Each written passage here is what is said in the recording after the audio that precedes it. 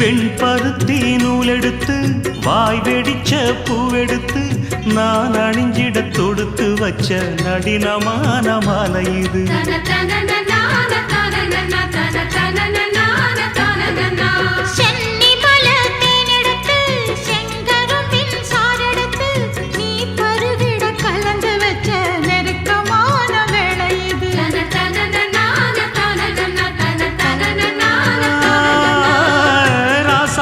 உடம்பிருக்கும் ரவிக்க துணி நானாக அன்னாடம் சூடி கொள்ள ஆசை வச்சாகாதா.